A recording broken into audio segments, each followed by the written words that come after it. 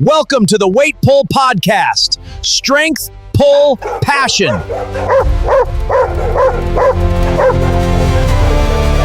Welcome to the Weight Pull Podcast, Johan. Thank you, sir. How are you doing? I'm doing fine. After some technical issues, we finally are where we are supposed to be. That's great. Yes, sir. Yeah. Let's jump into it. As for all the American guests here, I'm sure a lot of the American weight pullers know who you are. But for everybody else, could you please introduce yourself a little bit? I am John Martin. I am the founder of Dirty Boy Kennels and also East Coast Pullers. And how long have you been pulling? I've been doing weight pulling since 2006, so roughly 20 years. Yeah, it's been a while. A long time. Yeah, so the sport have evolved a bit since then, I presume. A little bit. I mean, it just basically it has evolved like in higher weights. Like when I started, Yeah. not too many people got, these weights that we're getting now. You'd be lucky to get 800 to 1,200 pounds because of the tracks and stuff like that. So, but I also started on wheels. So that was the difference between a real cart and a track. So, and it was on third, just like that. So I started in IWPA. So IWPA only does carts and dirt and wheels. So, and then carpet and wheels. Yeah, and when you say dirt, I realize that because when we talk about dirt over here now, at least the last 10 years, we talk about very prepped dirt tracks with very, very hard surfaces. But at that time, what kind of dirt track are we talking about? We're talking, standard, ground dirt, where it's if it gets a rut into it, anything like that, they're not prepping it after each pull. They're prepping it after each class. So if you get a rut, you got to fight through it. So it's basically more of a handler thing than it is the dog, because you have to know how to handle. Okay, I want the cart here. I need to give the dog a little bit more pop. I need to do this. I need to do that. Just to figure out, but you have to handle the dog a little bit more on wheels and dirt than you do on a regular cart, in a regular track, anything like that. So that's where when I tell people a lot of times that train with me, there's a difference between a handler and a handler. If you understand what I'm saying, like a handler can sit there and say, okay, well, there's a stick spot in this part of the track. I need to work my dog harder at this part of the track instead of, okay, I'm just going to hook my dog up and let it go. Yeah. So handlers need to watch. Yeah, exactly. I watch every part of the track. Like I watch the track more than most people will ever think I do. So I know, okay, this is a hard spot. This is a soft spot. This is where it's going to be hard on the beginning. It's going to be easy at the end, or it's going to be easy at the beginning and hard at the end. So I look at all those variables. And a lot of people don't do that. Yeah. They just pull their dog. Yeah. Yeah, and it's kind of a different sport in many ways when you have that kind of a track. But do you prefer the more modern rail tracks instead of those dirt on wheels on dirt tracks? I do, because you get a 45-pound dog pulling 10,000 pounds, or you get a 47-pound dog pulling 14,000 pounds. It's like, okay, wow, this is serious. Like, you get really, really intense with that. But you also, to me, those weights, really don't mean a thing. Time and effort of the dog means everything to me. The dog's giving you 100% effort. and I'm getting a 40 second pull, I'm okay with that regardless of where I pull that or what I pull it on, because most people's dogs aren't going to hit 20, 30 seconds. No. I mean, that's a lot of dogs. Like, a lot of dogs out here will not do a 40 or 50 second pull. I can tell you right now, I have two downstairs that will do a 40 or 50 second pull. Yeah, that's a lot of effort to work that long. Yes, Yeah. sir. It is a lot. And when Yeah. a lot of people don't train, like I tell people, when people come to me and ask me, well, how do you train? I'm like, I'll train 7 days a week if I have to. You know what I mean? Like, I train 6 to 7 days a week just so my dogs are ready at any given time to do whatever they need to do. Whether I got to pull, Yeah. 5 pulls in a weekend, or whether I got to pull 2 pulls in a weekend. My dogs are capable Yeah. and ready to pull at any given time. And, most of my pups are ready to go at 7 months. Yeah. And a lot of people don't understand. Like, they're like, my dogs are completely trained, weight pull trained at 7 months. So there's a little difference. And a lot of people don't like that because they're like, oh, you're putting too much pressure on them, too young. They can compete. I'm not saying they can win, at 7 months. I wouldn't No. push my dogs at 7 months to do that. I'm looking for a national championship. I'm not looking for just, I want to point my dog, I want a title. I'm not looking for that. I mean, other people are looking for titles. I'm not. I'm looking for championships. And that's the difference in my training and a whole lot of other people's. Yeah. Yeah, it's a really big difference to have a dog or a pup in this case that knows what to do and are ready to win the big competitions. It's a big difference. Yeah. Yes, it is. Yes, it is. I mean, my dogs are, I've got right downstairs right now, I have 2 dogs, 6 national championships. Um, my first national championship was in 2016 with a game dog, with a straight out the box game dog. Um, People were like, oh, you can't do it with a game dog. I've done it. That Yeah. if you have the right dog, the right everything, like, all these dogs come off of game dogs anyway. All these weight pool bred dogs are Yeah. all off of champion Jeep anyway. And people don't understand that. Like, I keep telling them, like, your dogs are still off of that line. Yes, they may be bred out because of weight pool line, but it's still all off of that stuff, all off them lines in the beginning, 7 generations Yeah. ago, not that far.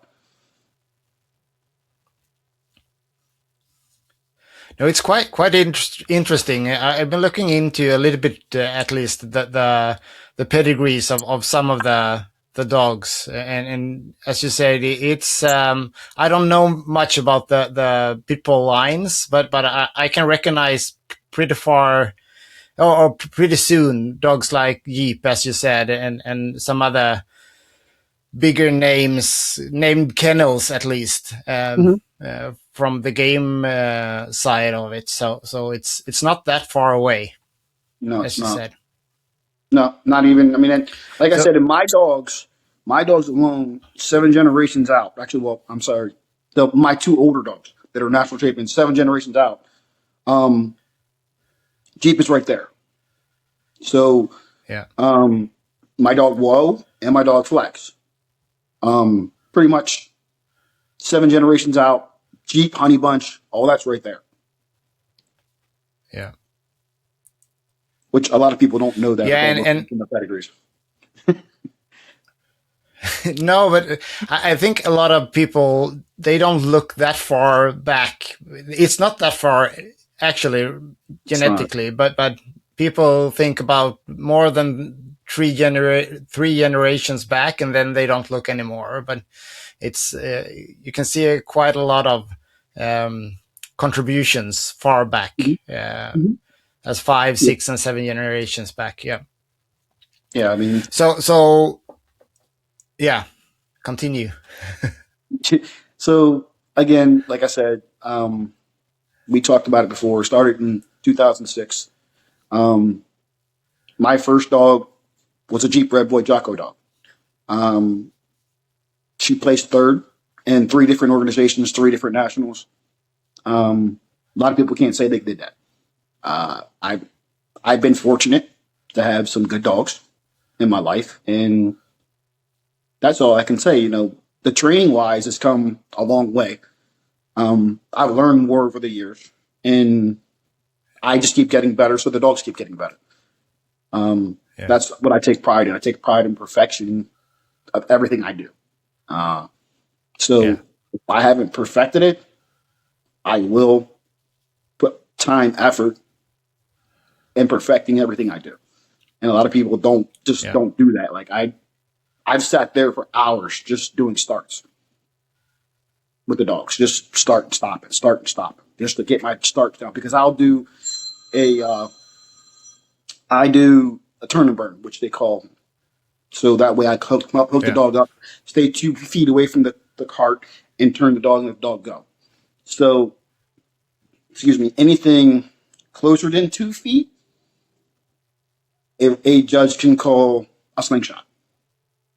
Yeah. And depending on what organization you're in, like if you're an ADBA, excuse me, you only got a foot from the end of the tracer. And all the other, well, in, excuse me, UPF, APA, you have a 2 foot margin. So depending on what organization you're in, depending on how much of a slack you can give the dog. So if you pull in like W3PO, you don't have any slack at all. So you just have to let the dog No. go. The tracer has to be on the ground. Just a lot of variables in that situation, which a lot of people doesn't pull. All organizations. Like I pull every organization. I pull, about 5 different organizations because I don't want anyone to sit there and say I haven't beaten the best or I haven't pulled against the best. I want to pull against everybody. That way, I know Yeah. my dogs are good enough. So Yeah. that's my thing. That's my take on it. I'm going to pull everywhere, be it low low competition, be it high competition. That's my presser. Sorry, right here. But yeah, Yeah. so I just sit there and back and want to pull against everyone and enjoy. Enjoy pulling. Like a lot of people don't enjoy it. I enjoy this. I've been doing it, way too long to not enjoy it. So yeah, if you don't No enjoy problem. it, it doesn't matter. That's my biggest thing is a lot of people don't understand and don't enjoy what they do. In 20 years and a whole lot of traveling and a whole lot of cash has come out of my pocket. Yeah. Yeah. And then you really need to enjoy it when you put that amount of time and effort into it, and at least you start to enjoy it after a while, anyways. When you put that Yes, sir. much time into Luke, it. shut up. So when you started almost 20 years ago, how did the training look like then? Uh, I did as a game dog person would do. I would run them on the treadmill. I would do turntables. I would do all that type of things that a game person would do, and didn't think about, okay, I need to go in the field and drag, or I need to go do track work. I didn't know anything about it. When I first started, I knew nothing. And I mean flat out nothing, but I'm going to go competition and see what happens. In my Yeah. first competition, I didn't even get a pull. I didn't get one pull because the dog didn't know what it was doing. I looked like an idiot. That's what I think. But I didn't know any better. So, Yeah. now that I know better, it's way bigger difference. Lou, shut up! Hey, thank you. No. So yeah, it's just he's just being a butthead right now. So yeah, but I Yeah. just from the beginning now till now, like still make mistakes. We all do. Like we all will make Yeah. mistakes. We not putting the harness on correctly, letting the dog go incorrectly. Even to this day, I've done it, but I've been fortunate enough, like I said, to have dogs that can correct themselves and still finish the pull. And I Yeah. thank God I've never done it when it really, really needed it. You know what I mean? At the end of a pull where it's, you know, the dog needed a 30-second Yeah. pull. It's always been in the beginning, it took the jitters out. You know what I mean? Is those jitters. Once those Yeah. jitters are gone, I'm fine. And, you know, it's a lot of people get jitters. You know what I mean? And they'll say they Yeah. don't, but everybody gets jitters. Even you know, the big names. Manuel, Brian, we all do. I mean, it's, you know, it is what Yeah. it is. And as you said, hopefully the jitters comes in the beginning of the competition and not when it matters the most. So, but Yes, everybody sir. gets it. That's for sure. Yeah. Yeah, and when we go back, it's so interesting. I think when we look at 20 years ago, yeah, I presume you started with dogs earlier than that, so you had done some conditioning and stuff like that before that. Not really. I mean, I've always been an athlete. No. So, you know, I mean, in high school, I ran track and I played football. So, you know, conditioning, you know, at a young age to me wasn't anything special. So I just took my knowledge of weight pull or weight lifting and transferred it Yeah. over to weight pulling. If you understand, you know, what I Yeah. mean, like I'll go in Yeah. and lift and power lift. So I'll go in and do like a super cardio, which I'll call that a super cardio, say moderate weight for say 440 yards or something like that. When I instead of doing like bench pressing 225 for 3 sets of 10. You know what I mean? So Yeah. that's what I would do. I would just change my knowledge of lifting weights and shift it over to actual putting the dog into a key. You know, Yeah. treadmill, you know, the carpet mill one day, you know, slap mill one day, going out and dragging, you know, heavy, and then throwing in a track day. So you know, so Yeah. that's all the biggest things. Like everybody, you know, you have to combine all that. To me, in order to get a dog completely conditioned, you have to combine the weight pulling, the cardio, the track experience. Hell, I even do travel experience. Like my puppies, I'll do because I'm fortunate enough to have two people within an hour from me that have tracks. Yeah. And Yeah. myself. Like I have a track outside my house, and then I have two people that are about an hour each way. That way I can go train my puppy. So they get the travel experience, they get the show experience Yeah. by going in there and seeing a bunch of people. You know what I mean? At a very young age, so they get all that Yeah. knowledge at a very young age, and I've been blessed to do that for the last, you know, 10, 15 years. You know, I mean, Yeah. at least one besides myself. You know, she's been there. She's been working her dogs. You know, she has Jenna Star. She has Mount. She has Swissies. So she's been, you know, on the other Yeah. side. Like she pulls APA, uh, the Swiss Mountain Dogs, and then she also pulls IWPA. So Yeah.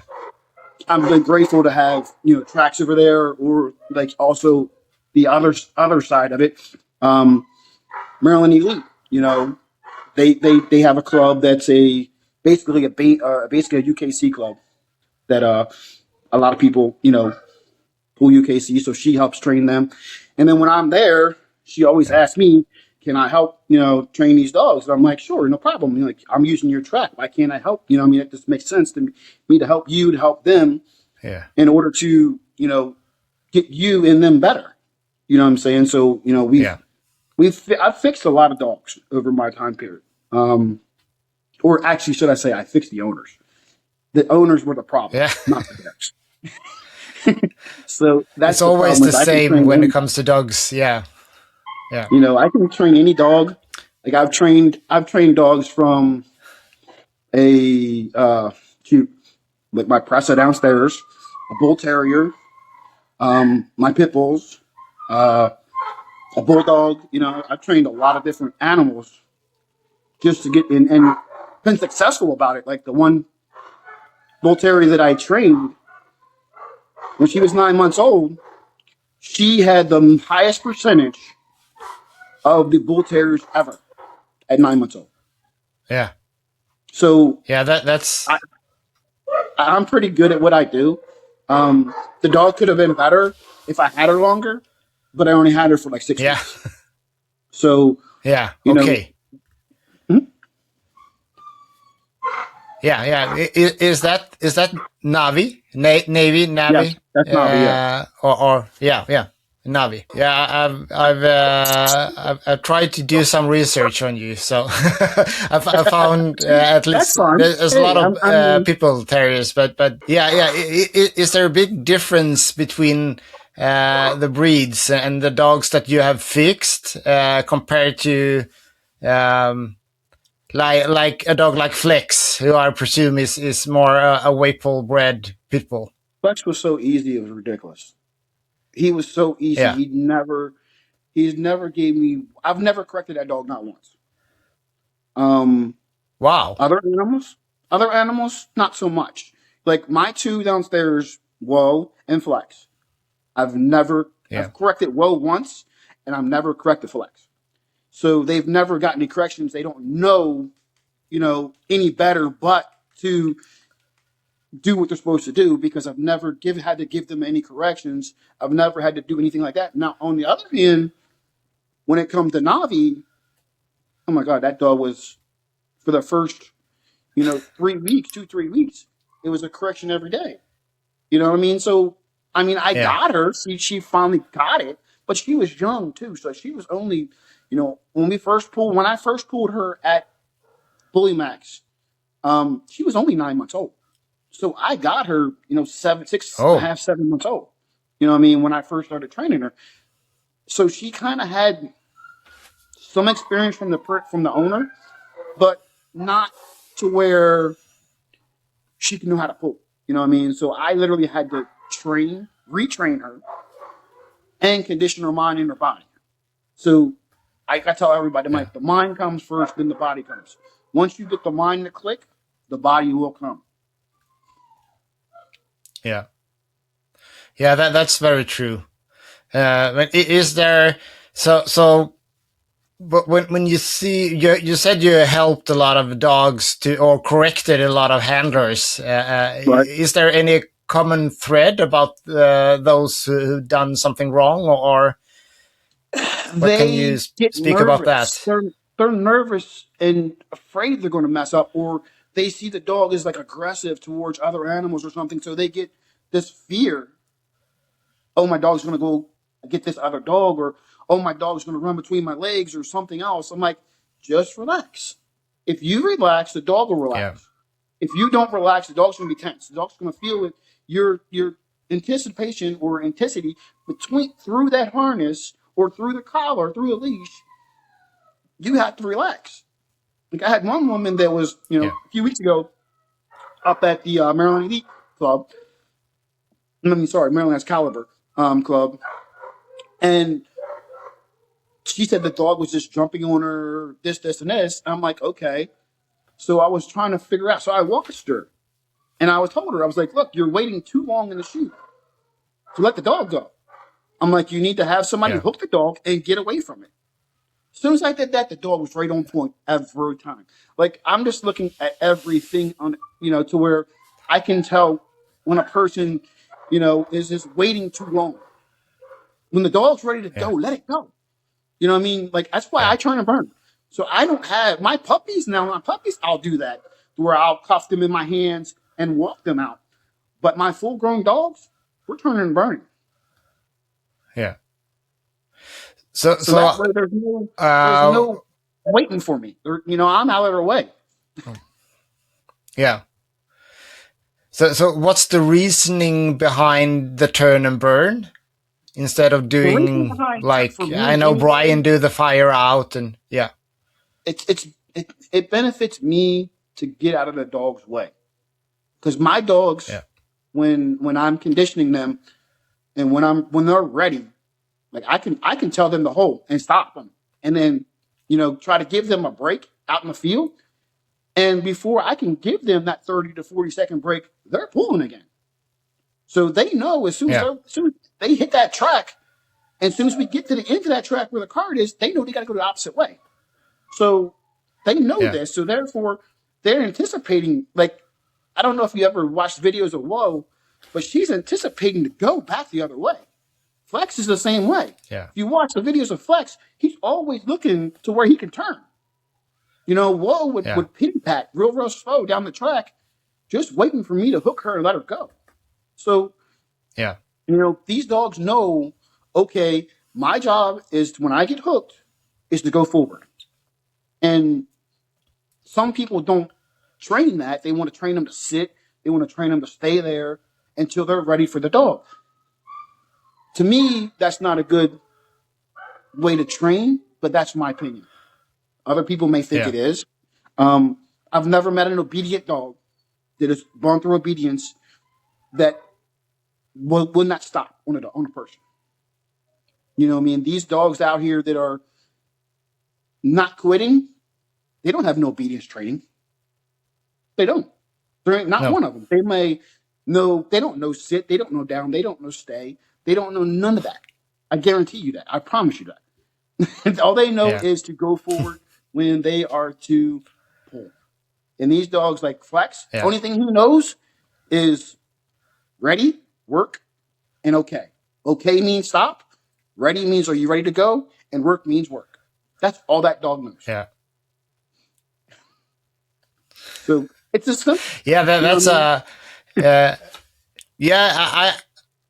I can see the reasoning why. It's so far from how I did it and what we are doing here, because we need to have the obedience due to the rule set. So it's, but I can really imagine that it's giving the dog an easier way to do the weight pull, because it's, yeah, either they wait to pull or they are pulling or it's over. It's no other ways to do it in their head. Either they pull or No. they don't pull. Pretty much, See, my yeah. dogs don't know they can quit. I don't push my dogs to the point where No. they quit. They don't. They just don't know they can. You know what I mean? And the ones that can or think that they can, you know, I'm not gonna pull them for much longer. I'm just not. No. I'm pulling to win. And if they don't do or exceed where I want them to be, I just don't. And it's not worth it to me No. to go out and I've made a reputation of who I to win. And my Yeah. dogs have to perform. If I don't now let me rephrase this. If I don't go put the work in and something happens like that, that's my fault. I won't blame the dog. Yeah. You know what I mean? So if I don't go put the work in, I don't push my dogs that hard. But if I go out put the No. work in and I know that the dogs are ready, you'll see a different person. You know what I mean? Like I put a lot of Yeah. work in with my dogs, at least 30 minutes a day, 40 minutes a day. Every day. Yeah. We're doing something. Be it treadmill, be it going to the field and, dragging for 20 minutes or so. Or hell, we'll go to the field just to drag for 6 seconds. I'll just do a heavy Yeah. day, a real heavy day where they can only move it like 6 inches. And, Yeah. that's just, and once they do move at 6 inches, we're done. You know what I mean? And Yeah. I'll put them back in the truck. So a lot of people don't see, what I do or what Emmanuel does or Brian does and all that other stuff. Like they don't see what those guys do when they're at home, when everybody No. else is not around. I'll tell you, Emmanuel helped me a lot in the beginning. He did. I'll give him the credit. But when it came to finishing a dog, I figured that out on my own. A lot of people can't finish the Yeah. dogs. And it takes a knack or it takes an eye to be able to finish a dog. Okay, I know he's about ready to stop on me, so let me stop him first. You know what I mean? Or Yeah. people just don't see, okay, the body language of the dog getting tired or just different variables that make the dog look differently than what it normally does to stop it, just to stop the dog. Like I don't use a helper line. I don't. No. I think the dog won't. To me, a helper line is not helping the dog have confidence in you that you're going to stop. You're going to stop him before it gets hurt, or you're going to stop him before he stops. You know what I mean? Like I don't Yeah. believe in a helper line at all. Do I believe a leash No. on the collar? Correct. Yes, I do. That way, I can give a Yeah. correction if need be. But a helper line, no, the dog doesn't. To me, in my opinion, other people have different opinions on it. Not knocking them whatsoever. They do their thing. I do mine. Um, I just don't think the dog has or thinks, okay, this person is helping me out, or this person is going to stop me before I overdo it. So that's where my logic on that is. Now, whether or not it's right or Yeah. wrong, I can't say. For me, it works. For somebody Yeah. else, it may not. And that's I think that's the most important thing, that it works for you, and the way that your training feels good for you, because then you're going to continue doing the same thing. But I was a little bit curious. How do you structure the training to get the dogs to never quit? Stop them before they quit. Yeah, that's easy. It's that Not really easy easy. to It's yes, not yeah, really easy yeah, because everybody. The problem is that people's prides take over, yeah, and some people's prides are more than the work they put in with the dog.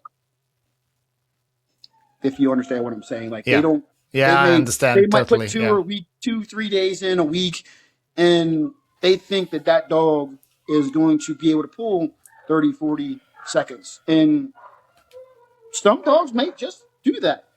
But there's other dogs you putting that work in just are not going to do that because they don't have the energy to finish it. And I mean, no, even my dogs, I know at one point I'm saying to myself, I need to do cardio. I need to do cardio. I need to do cardio. And I just didn't. But I knew what I needed. So I would stop the dog in the middle of a pull and then restart them. I mean, because yeah, I do that every day. So the dog knows, okay, if I say hope or I say okay, they're going to stop. But yeah, if I'm like, you got it, work, work, work, work, work, and keep them working, keep them going, I don't look at the dog. I know the dog's coming. I look at the cart behind me, the dog. If the wheels yeah, aren't turning, I'm going to stop the dog. yeah, So that's the difference between me and a lot of people. They keep looking at the dog. I'm not looking at the dog. I'm looking at the cart and the wheels behind the cart. You know what I mean? yeah, If the wheels aren't moving, the dog's not going to get it. So therefore, I'll stop them, let them get a breather, and try it again. As long as I'll ask, yeah, well, let me rephrase that. I'll stop the dog. I'll look at the judge and like, what's my time? Depending on the time that I have, is whether I restart the dog or I just say we're done. Because if yeah, it's already been 40 seconds, 50 seconds, depending on the organization, I'm probably not going to finish it. Because it's no, ADBA, you got 60 seconds completely. Even if the cart's rolling, yeah, after that 60 seconds, you're done.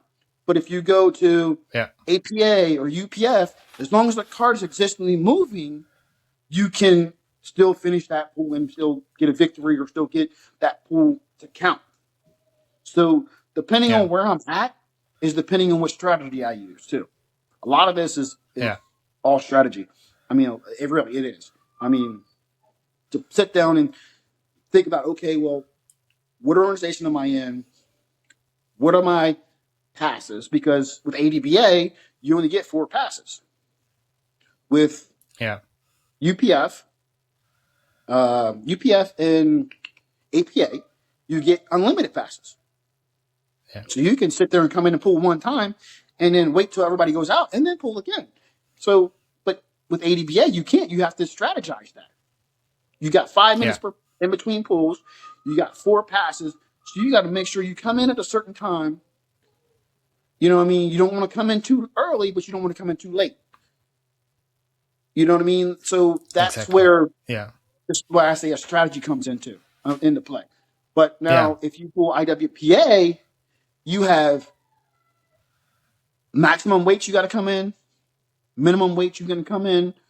You know what I mean? And you get, a double pass or triple or double pass in between, or you can get a single or a double pass. So with IWPA, it's a whole different strategy that you got to look at. Yeah. So, it variables. You have to know your rules within every organization Yeah. in order to get the best out of your dog. But most people Yeah. only pull in 1 to 2 organizations. So therefore, it's Yeah. pretty easy to keep those, keep track of that. When you pull Yeah. 5, 6 organizations, it gets to be hectic sometimes, and I have to remind myself, Yeah. okay, where I'm at. But again, Yeah, I can imagine. Yeah. I have to go, and I catch myself sometimes, and I'm like, okay, I'm here, so I got to do this. So I literally change the way I let the dog go, just to please the judge, because I'll go to a Yeah. W3PO pool, and the tracer has to be on the ground. It has to be fully extended, but it has to be on the ground. So the dog only gets maybe, an inch pop instead of, Yeah. 3, 4 feet. So with that being said, you know, I got to look, I hold the dog, I cradle the dog, I hold the dog, and I look over at the judge. I'm like, am I good? And I wait for the judge to tell me I'm good before I let the dog go. So, Yeah. depending on where I'm, like I said, when I pull APA or I pull UPF or I pull APA, I'll turn and burn. But on other organizations, I'll cradle my dogs. So that way, just like I did when I was Yeah. with puppies, that way I can look at the judge, I can hold the dog, look at the judge, and release the dog, if that makes sense to you. So when Yeah. the judge tells me, Yeah. yes, Yeah. I'm good, then I'm releasing the dog. Or, when it tells me, no, just bump it up a little bit. Okay, cool. I'll bump the dog up a little bit. And I'm like, am I good now? They're like, yeah, okay. So I'll let the dog go. Yeah. Like I said, it does depend on the organization and knowing what I can and can't do in every organization. Yeah.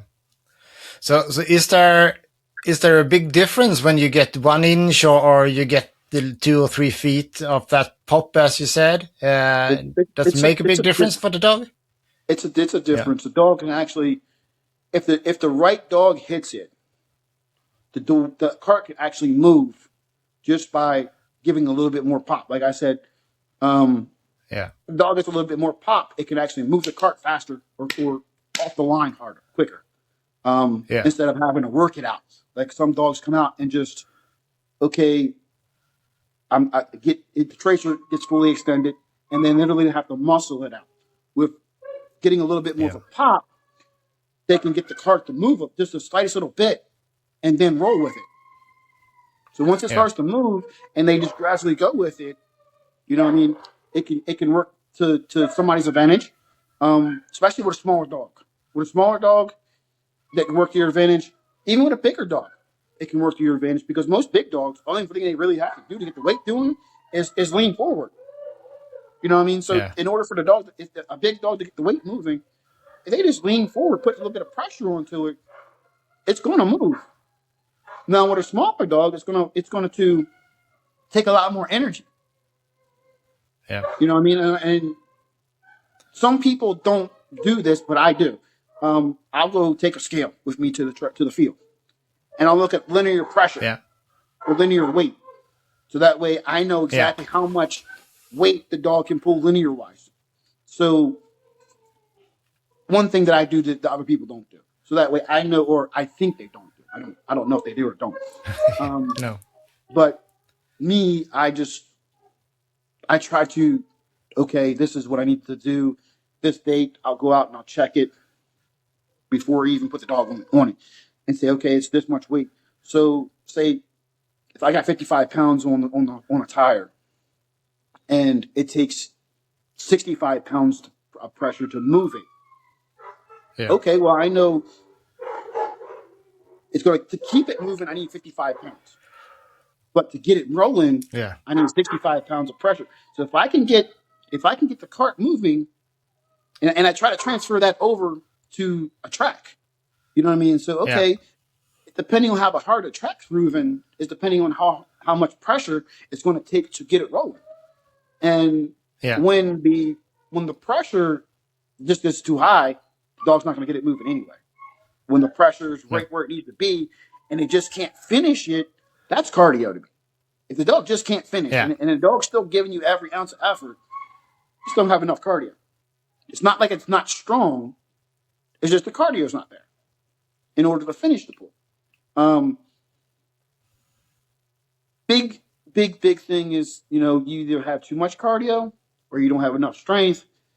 That combining it and making it balanced to where everything is balanced, the cardio is balanced, the weight strength's balanced, the food, the supplements, everything is balanced. Is Yeah. when your dogs are going to compete at a high level. Yeah. So that's So the biggest thing to me. yeah. Um, So but yeah, how does the training for that look for you? Is it a bigger emphasis on dragging or track or cardio, or does it once differ how close to the competition you are? once my dogs are track trained, we really don't hit track. We really don't hit the track once they're track trained. So after 9 months, I really don't hit the track unless we're at a competition. So I won't. I don't say I do. In the beginning, I don't get me wrong. Don't get me wrong. I run, like I said, I have 3 tracks in between my own track and 2 other tracks. So I literally sometimes every weekend I'm at a track where I'm doing something from when they're 3 months old to the time they're 9 months old.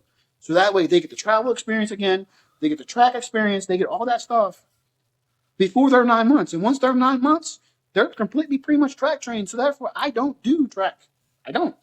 Now, will I do treadmill? Yes. Will I set my treadmill up for like a similar track? With my carpet mills, I can set that up as a simulation of a track. So what I do is I put their harness on, I run a lead from it, and I let them do that. So that way they still think that they're on the track, but they're on the carpet mill and they keep get their cardio in. So some Yeah. people do that as well, which I know a lot of people do that. Yeah.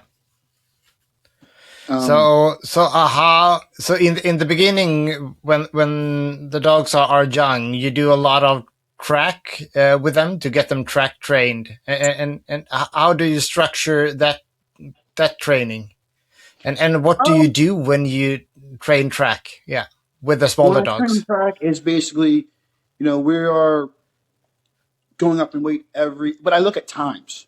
So when I look at times when I'm doing that, so say I'll put, we'll start with 500 pounds and I'll look at the time and I'll see, because I'll normally videotape it and I'll see, where the dog's hesitating at, what if the dog's just coming out and just working, you know, okay, I can add 100 pounds or I can add 200 pounds.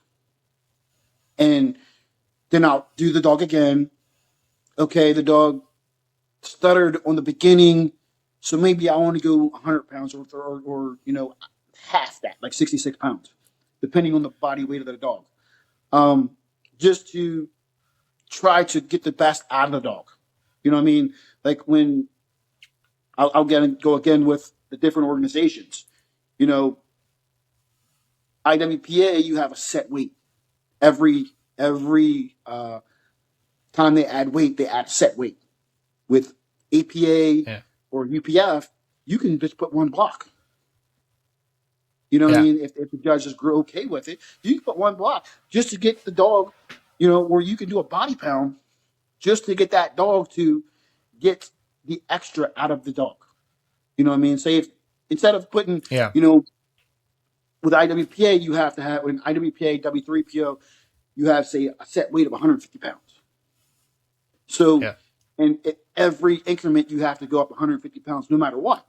So you don't get, your best percentage. With other organizations No. like APA, UPF, ADPA, you can put one block on and get the most out of the dog. You know what I mean? Which people don't think about that at all. They don't think about No. getting the most out of the dog after and time and weight. You know what I mean? So that's my biggest thing, and that's what I look at in training. I do the I try to do the most out of my dogs, and that way, Yeah. if I can get it, if I can get it at home, I'm guaranteeing you I can get it on the track at a show. So the Yeah, for dogs get sure. pushed, but more at home than they do in a show. The show is Yeah, easy. yeah, The shows are easy yeah, compared to yeah. Train the hard training week. and play easy. Yeah. So That's why so people are like, what do "Why you don't you do track prefer? training?" I don't want to Yeah, do track training because I want my dogs to think that track training, that when we go to a track, it's fun. You know what I mean? We're going to have fun. yeah, We're going to sit there. We're going to joke. We're going to carry on, and we're going to enjoy it. You know what I mean? I don't want them to feel okay every time I go to a track. I'm going to get my head taken off, or it's going to be a bad experience. I don't want that. You know what I mean? And so that's why I do 90% of all the corrections and stuff in the field. That yeah, way they don't ever see or ever feel a correction on the track because I don't want them to, put those two and two together and be like, okay, well, if I don't do this, then he's going to get me.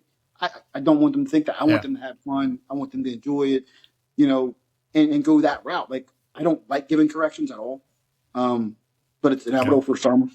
It's inevitable.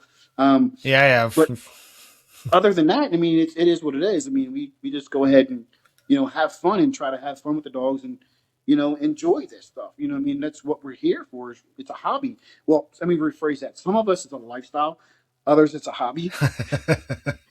yeah. So if So it's a sometimes lifestyle it's to hard you, to yeah. so it's Sometimes a it's hard to lifestyle for know me. what it is. Yeah, It's been a lifestyle for the last, let's say, almost 20 years. I stopped for about 10 years when I was going through some issues at home. So, but yeah, other than that, from 2016 on, it's been a lifestyle. yeah, My first 10 years, I stopped after 2011. So from 2011 until 2016, I really didn't pull dogs. I had some no, family issues going on. I had to take care of that. And, the rest is history with that aspect. But my daughters are grown now. And this is what I do. I don't have to raise yeah, I don't have to raise my daughters anymore. They're pretty much grown. Um, yeah, so this is they are my children now. Go out and enjoy the time that I spend with them. And yeah, I mean, I used to tell people I spend more time with my dogs than I did my own kids. So I mean, it's crazy, but it happens. I mean, you go out and you spend yeah, 2-3 hours every night. After the girls are asleep. I mean, put the girls to bed at 9 o'clock, and then I'd go out to train the dogs at 10, 11 o'clock at night. And then I come back home, and then I'm up, 5 o'clock in the morning to go to work. So, yeah, I only seen my daughters, from like 3 o'clock after they got to school till about 8. What I'm saying? Dinner, yeah, stuff like that. So, it's a difference. It's a life, like I said, it's a lifestyle that you have to enjoy. And, if it's just a hobby to you, that's fine. I mean, I can't knock anybody for being a hobby and being, a lifestyle. So, no, you know, we all pick our lives, and the best, thing to come out of our lives is sometimes these dogs that yeah, keep us sane. yeah, Sometimes, I yeah, mean, without my for dogs, sure. I tell you, sometimes I would say I'd go insane. Yeah, and I think the weight pull training is I miss it a lot, and I'm looking forward to get a dog as soon as possible because it's something with the training that's kind of like therapy. You need to be so in tuned and so focused and everything, so you just kind of get everything else out of your head and just keep grinding with the dogs, and it's a really nice way of spending your time with the dogs. And if you don't, and you got something on your mind, like I tell people, if you're in a bad mood, do not touch the dog. Don't. If I'm in a No. bad mood, if I'm in a bad situation, I don't touch my dogs because I don't want to take whatever's going on in my life out on the dogs. You know what I'm saying? So No. that's one thing that's a no no. If I'm into a dark spot in my life or anything like that, the dogs stay put up. I don't touch them. You know what I mean? Yeah. I feed them, I give them water, I feed them, I clean up after them, but we just don't do anything that's going to jeopardize um, their happiness. You know what I mean? Their No. them fear or anything like that. I don't do it. I can't. You know what I mean? I don't. I've seen too many dogs No. be ruined by a handler making mistakes like that.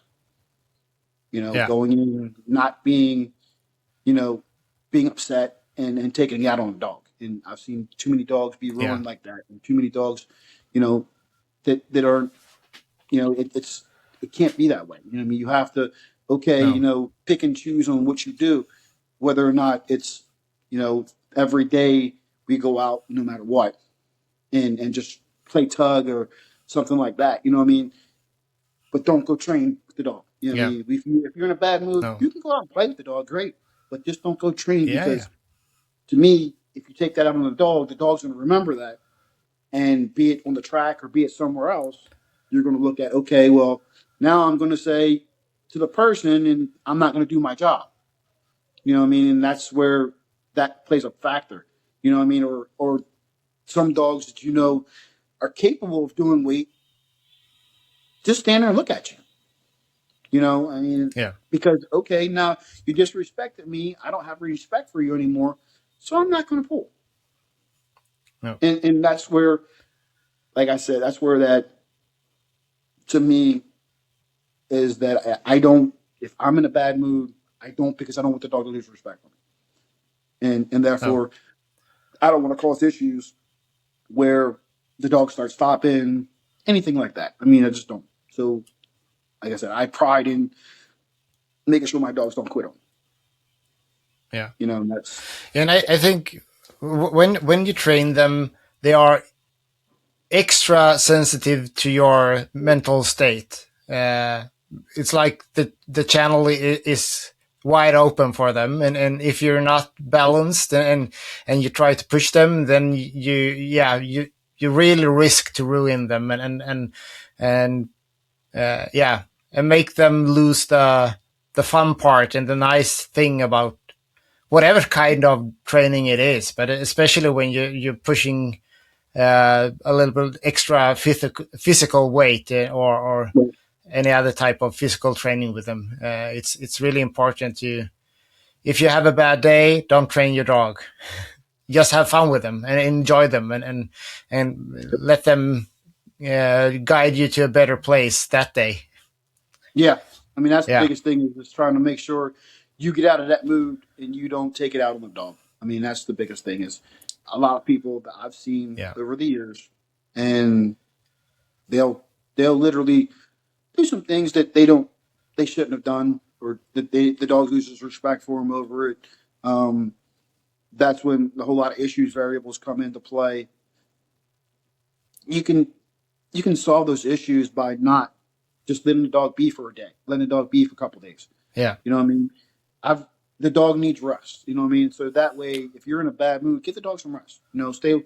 Just don't yeah. do anything with the dog that's going to cause stress or anything like that. It's not worth it. It's really not. Um, if you No, want if you want a dog that keeps respect for you and is going to keep giving you everything, you need to just walk away from it. You know what I mean? That way, yeah, the dog knows that something's wrong, but you're not taking it out on the dog. You know what I mean? So, okay, yeah, he's not in a good mood today. Like, I'll go downstairs and I have a little 25-pound dog, which is Flex's half sister. And yeah, she likes to jump. And if I don't pay attention to her when she goes to jump, she will nail me in my chin, and literally, or in my face, in my eyeball. Like, and I'm like, ooh, you know what I mean? And you're like, you're counting the 20, 30, you know what I mean? Just to where you have to like calm yourself back down, because your eyeball yeah, hurts, or you bit your tongue or yeah. something else. And she doesn't know that she's doing it. You know what I mean? Like, I No, have to control me Like, okay, Yeah. I haven't taught you any manners, so I got to take this one. You know what I mean? Yeah. Like, I just got to Yeah. take it. Yeah. For sure. Yeah. And it's so easy to forget that it's on you to teach them manners, and if you haven't done that, well, you have to suffer the consequences, and don't take it out Yeah. on the dog. Yeah, Yeah. yeah, for sure. And with Yeah, her, that's really, so yeah. Continue. she's just this little firecracker. You know what I mean? That she'll pull, like, we were at Bully Max in November. She just turned, 9 months old, and 25 pounds, pull 10,000 pounds. You know what I mean? So Yeah, I can't knock the dog. I can't knock the dog for giving me her effort. Every time we go out, even in training, she gives me 110%. So yeah, I can't, I can't knock her. You know what I mean? She gives me everything every time we go out. Be it, we go to the field, yeah, be it we go to the track, be it we go to a show. She gives me 110% every time, and I can't, I the dog just does everything that she's supposed to do. And yeah, I gotta give hats off to Miss Nicole from Two Big Kennels. Everything that I have yeah, downstairs, every dog that I have downstairs is off of her line. Between her and Missy yeah, the line. So, they've bred good stuff for the last 30 years, yeah, and 90% of the dogs out here. Let me rephrase that: 100% of the dogs out here that are small dogs, pit bull wise, all come off of their yeah, lines. yeah. And if you Yeah, know, you so know. it's like up to it is up to like 60 pounds or something. Pretty much everything up to that. It's some kind of two bits in those dogs. Yeah, I mean, you might find a 75. I think like Flex's brother, when he's not conditioned, is around 70, 75. Um, Yeah, that's I mean, Flex, he walks around at 53. So when he was at 55, I was up feeding him. You know what I mean? I was literally yeah, up feeding the dog to get him to 55. I was literally feeding him 4 cups of food to make 55 pounds, which, I mean, yeah, he was at an advantage. But, when you have his brother in the same weight class, which he brought his brother from 70 pounds down to 59, you know what I mean? And I'm feeding a dog up, trying to get him to that weight. I was at a disadvantage all day long. You know what I mean? I should yeah, have been down lower. It is my fault. It ain't the dog's fault. Like I said, there are certain things that I'm gonna take the blame for. It wasn't the dog. He gave me everything he had. yeah, You know what I mean? And I just didn't have yeah, enough dog that day. You know what I mean? People have to understand when you just don't have enough dog. yeah, yeah. Exactly. You So know, Flex is out of which dogs? Flex is out of Fresh and Nola, which Yeah, is all 2 bit stuff. yeah, Which is the second litter of that breeding. He's the second litter. Now the first litter, not sure if you know, but the Maynard's Vader, the Cochran's GG, yeah, those yeah. dogs are out of the first litter. Um, Okay, yeah, so Flex is out of the second litter. Um, David's dog, which is Flex's brother, um, David Gutierrez. I don't know if you know him or not. He has Flex's yeah. brother, which is Yes, King. King Um, Aegon. yeah, King Ego. Yeah, He's the biggest one out of that litter. He's the biggest one out of both litters, to be honest with you. yeah, So, but there's a lot of females that were 45 pounds out of that litter. But then you have, which, whoa, is still off of fresh. Their puppy that I have now is a double fresh puppy. Um, yeah, so we're going to see what she does. I mean, she's showing me pretty good potential. Um, that whole litter is showing good potential. Um, yeah, there's one in Canada, and there's one in Oklahoma. I believe it's Oklahoma or Missouri, somewhere around there. Um, which yeah, that's and then there's one here in Maryland. There's another one, 2 of them, 3 of them in Maryland with me. So we'll see how it goes. I mean, that litter seems to be decent, um, yeah, but it's all the same stuff. It's all off of fresh. Max is off of fresh. yeah, Um, you know, there's so many dogs off of fresh right now, which you could say fresh in the weight pool world is like Jeep in the game world. You know what I'm saying? So Yeah. every dog that's doing anything good basically came off of fresh. Um, Now when you get to doubling it up, it's a little sketchy. You just have to have good outs. Um, you know, Yeah. if you don't have a good out and just don't go directly back to him, you have no problems with the dogs. Like I have no problems with my dogs at all. Even they're double bred, but they're No. not directly back to fresh. So that's what I've looked at in some people that have went right back to fresh. They've had some issues with their dogs, but I mean, it is what it is. I just know Yeah. better than to go directly back to you know without a generation skip. So Yeah. my personal opinion. Yeah, and it's yeah. When it comes to breedings and genetics, it's hard, and everybody has a good intention in their choices, but it doesn't always turn out the way you want. But it feels like Fresh is a good producer at least. It's a lot of good weight dogs after him. Yep. I mean, he's the only one out here now that's producing champions. I mean, the only other dog that's Yeah. actually done that was HP, and HP's not been around for quite a few years now. So you know, there's no other dogs out here that are doing it besides Fresh. I mean, No. at some point it'll probably be Max, and at some point it'll be Fresh, be off Flex. Um, but this is how it is. I mean, when it comes to male wise, there's not too many males out here that are producing good stuff, or even winning. You know what I mean? Like if you look at HP, No. HP never was beat in a championship. Um, Fresh was. Oh. Fresh's first championship, he Yeah. was beat. But then he came back and he won 6 But more. So you know what I mean? yeah. It is what it is. I mean, it might have been just because he was a young dog. Um, Yeah. you know, it varies. Different handlers, stuff like that. I mean, it all depends on the variables of what's going on. Handlers are very important.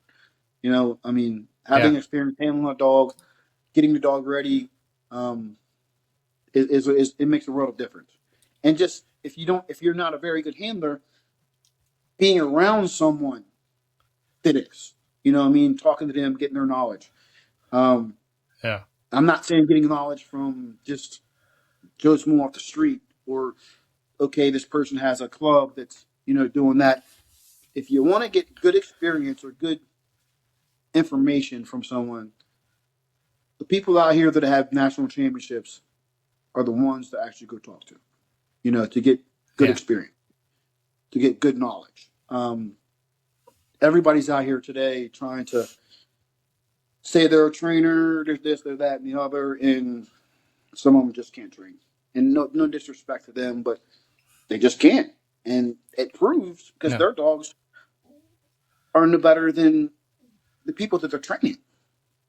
You know what I mean? Like it just Exactly. doesn't make Yeah. any sense to me that you're calling yourself a trainer, but yet your dogs aren't no good. And they're not doing.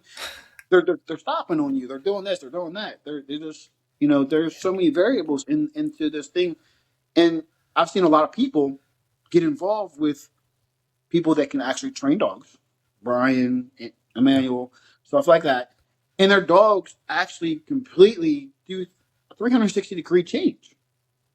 They don't do the stopping. They Yeah. don't do this. They don't do that because of the fact of them getting more knowledge on how to train and handle the dog. And that's the biggest Yeah. thing is like you have to get good knowledge. I'm not saying I'm not the best by any means. I'm pretty good at what I do, but I ain't the best. But I'm good. You know what I mean? And I toot my Yeah. I'll clap my hands and I'll toot my horn all day long because I know that I've learned. I can't say I've learned from the best, but I've looked at what they've done. I watch what they do, and I go home and I reiterate it to make my dogs make me better.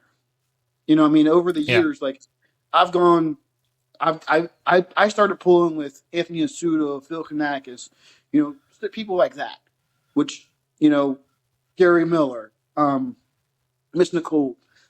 all those older, I'm gonna say old heads, but old heads, where you Yeah. know, they, they knew what they were doing way back in the day. Missy, you know what I mean? All those people back in the day, 20, 30 years ago, when it started, they got all their knowledge and they figured out how to win. And you just sit back and I can just sit back and watch and look at people and watch Yeah. how they move and watch this and this and learn. Like when I first started, everybody used to call me a pit bull. I'm like, okay. And the reason why that was because I would go home and train my dogs. So that way, when I came back the next pool, I was even better. I got better and better and Yeah. better and better and better because I would go home and I wouldn't quit. You know what I mean? Like, okay, I Yeah. got my butt whipped every time I went to a show for years, but I never quit. Yeah. So I learned over the years of what not to do from the people that had the experience. I just watch. I sit back and just watch them. Watch how they move with the dog. Watch how they, you know, held the dog. Watch how they did this. Watch how they did that. And took it and used it to my advantage to make me and my dogs better. And I Yeah. really, like I said, I watch the track. I watch people. People don't even think I'm watching them, but I am. It's funny. Like Yeah. I'll sit back and I'll just stand there by the track, and I'm watching the track. I'm watching the people. I'm watching everything, and taking it all in, soaking it in to where okay, this person, if I might give somebody advice, you know what I mean? I don't just Yeah. blurt it out, but if someone asks me for advice or somebody says, "Hey, John, can you do this?" Sure, I'll gladly do it. I'll gladly give you my advice. But if I don't know you, I'm not going to come just tell you, "Hey, you need to do this," because just No. not me. You know what I mean? But if you come up to me and say, "Hey, Yeah. I think, what do you think? I know you have experience. I know you've been doing this for a while." I'll tell you. Okay, well, I think you need to do this, this, and this. Will I come Yeah. straight out and say, hey, if I don't know you, I'm not going to. It's just not me. It's not who I am. Um, it's no disrespect to that person. It's just not who I am. I No. I keep a small circle, uh, and within that circle, you have to be, pretty close to me to where I give out information. You know what I mean? Yeah. But if you ask me, I'll tell you. You know what I mean? If you Yeah. don't ask me, I'm not telling. I'm just not. It's not No. who I am. Not built like that. I was always told as a child, be seen and not heard. So I still take Yeah. that as, what I do on a daily basis. Every day I go out. So um, will I help anybody? I will help anybody. I'll give a shirt off my back. Anybody that knows me knows. Yeah. Um, do I do I have a mean mug all the time? Yeah, I do. It keeps people away. It keeps people away. I mean, it honestly does. Like Yeah. Yeah. I don't have to worry about somebody coming up to me and asking me questions because 90% of the time, if I don't have a smile on my face, I have a mug on my face, and everybody's like, "Oh, he's a a-hole, this, and you don't know me first and foremost. You know what I mean? No. I put that on so that way I don't have to worry about people coming to me and asking me 50 questions while I'm trying to pull my dogs. Um, I'm the other. If you come up to me and ask me if I'm not pulling my dog, I'll give you my input. But if I'm pulling my Yeah. dogs, like I'm getting ready to go to a show on August 14th, and it's a GCR, APA, Iron Dog show, and it's a triple sanction, and I'm supposed to be helping judge. So I got to pull my dogs, help judge. If somebody asks me questions, where's that put? You know, what I mean, like it just puts me in a situation where I don't have Yeah. all that time to do all that. You know what I mean? Will I do it? Of course. Give me a little time after the show. I'll even help you train your Yeah. dog. Let's get the show done. We can come back and train dogs later. You know what I mean? And I'll do that after a show. Like I'll wait until after a show and train dogs. Just so that way Yeah. somebody can get better. Like we had a dog that I was helping train at a show because the dog was a man eater and she couldn't get nobody to help train the dog. And I was like, okay, well, do you have a flexi lead? She's like, yeah. I was like, okay, give me a flexi lead. She gave me the flexi lead. I got to the end of the track. The dog did something stupid. I gave it a correction. After that, the dog was fine because the Yeah. dog didn't know where the correction was coming from. You know what I mean? So there's things that Yeah. I've done nobody else is going to think about. You know what I mean? Like, who's going to think about getting a 30-foot flexion lead and giving a dog correction when it's coming down the track? Not too many people. So I am No. innovative. I innovate some things to benefit me, to benefit the person that I'm trying to help train. Yeah. You know, it is what it is, and I try to make the best of all of it. Um, just go have fun with your dog. Like people go Yeah. home and they're irritable after a show. I don't have that. I don't have that anymore. Like I don't. Like I know what my dogs are going to do. I put the work in at home. I know what they're going to do. Um, Yeah. so or what should I say what they're capable of doing. I don't ever see my dog standing there looking at me because I just don't. Um, I don't have No. that in me to where anymore. I used to be afraid of going to a show and having a dog stand there look at me. I don't do that Yeah. anymore. You know what I mean? I've put No. the foundation in at home to where I don't see that happening. You know what I mean? I look at the cart, I look at all the other variables. I know the dog's coming. You know what I mean? I know the dog's going to come. If the cart ain't moving, then I got to look at the dog and see if the dog's still Yeah. struggling or whatever. If the cart's moving, I know it's coming. So I know the dog's giving me effort. Yeah. But if the cart's not moving, you have to look at the different variables. Okay, is the dog giving me effort? Is the dog standing there looking at me? What? So me personally, I look at the cart, I look at the dog, I see the effort.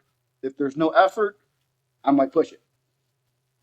Or if it's Yeah. not, if I knew the dog's not going to do it, I don't want my dog to ever feel as though they can quit. And I'll take it No. out. I don't care. In order for my dogs to succeed, and in order for my dogs to happy, what I mean, I'll take it out. And it's not a big deal to me. I might do I have a big ego? Yes.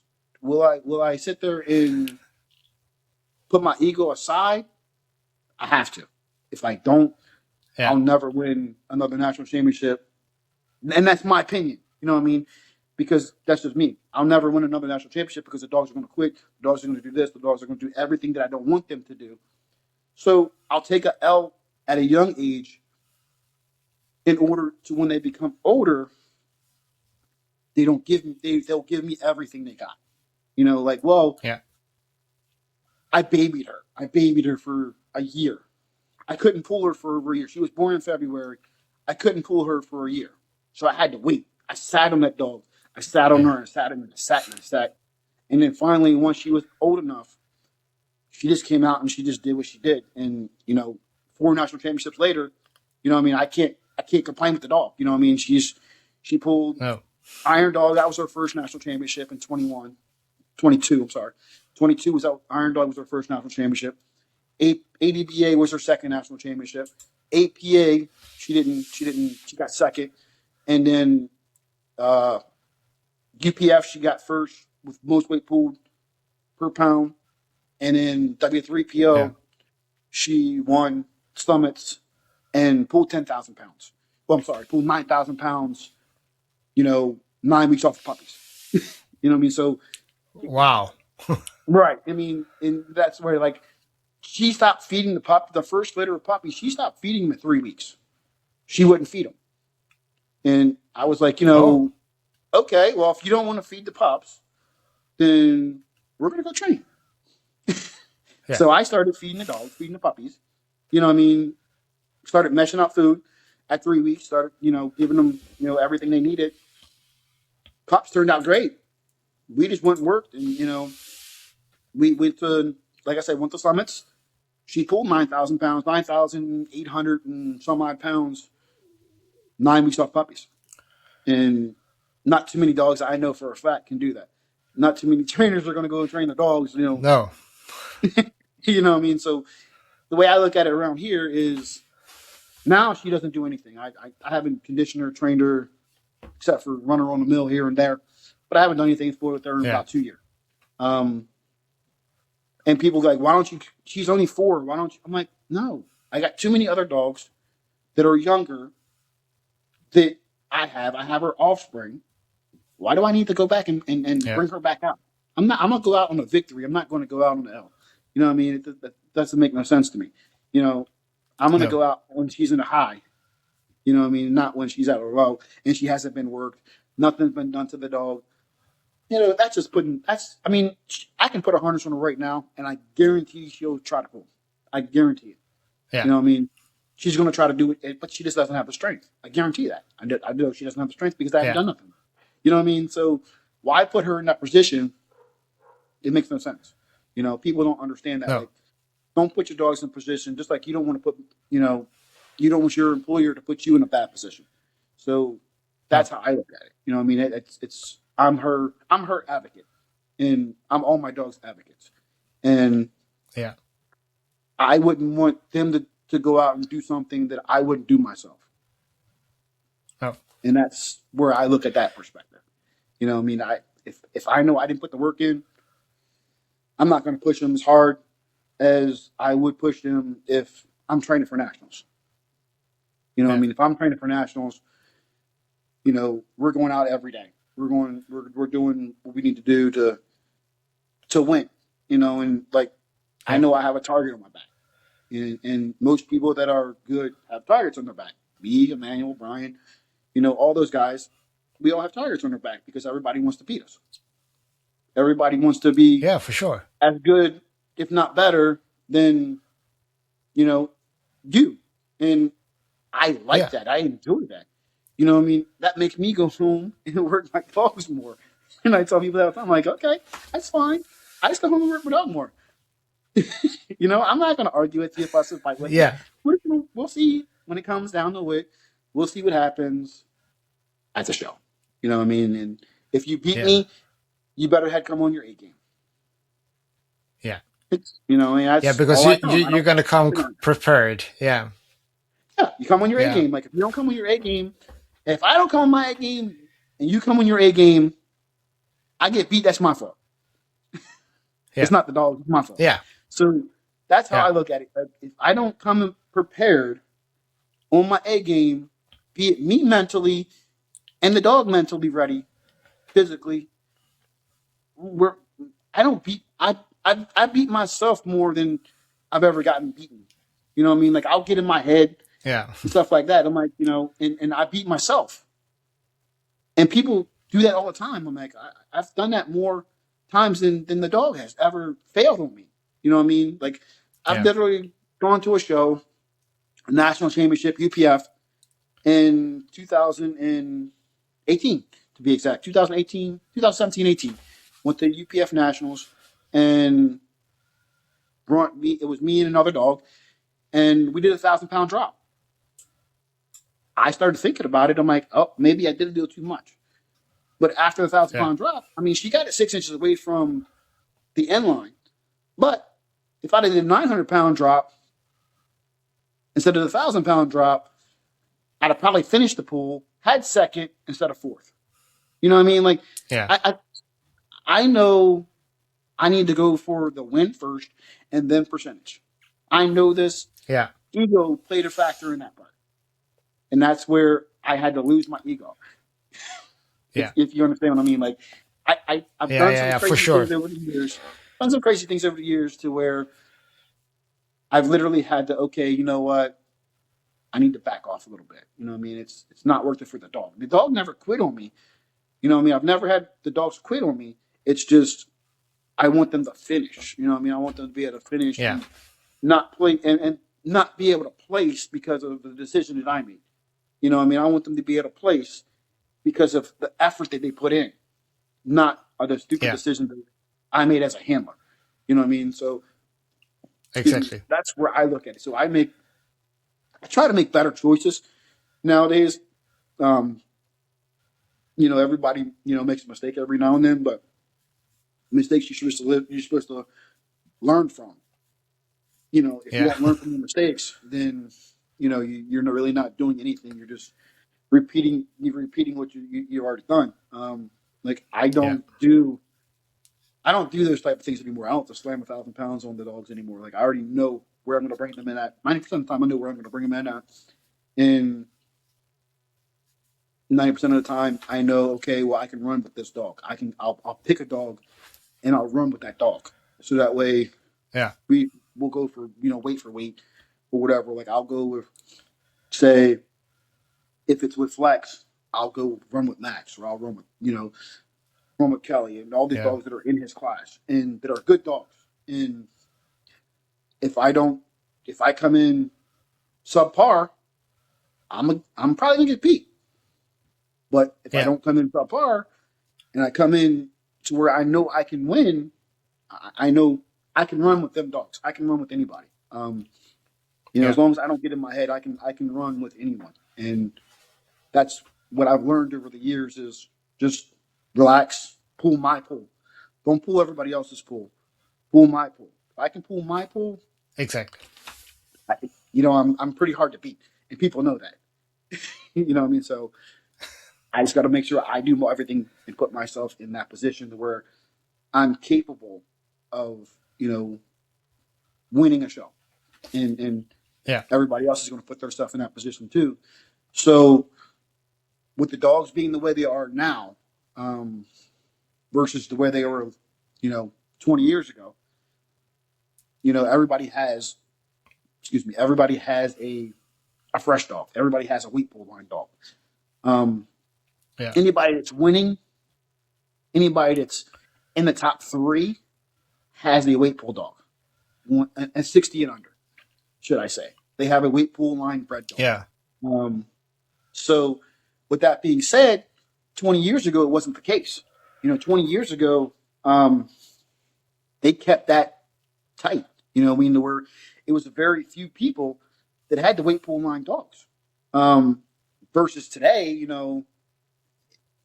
pretty much, you know, 30, 40, 50 people have it versus, 5 to 10. You know what I mean? And it's a Yeah. huge difference.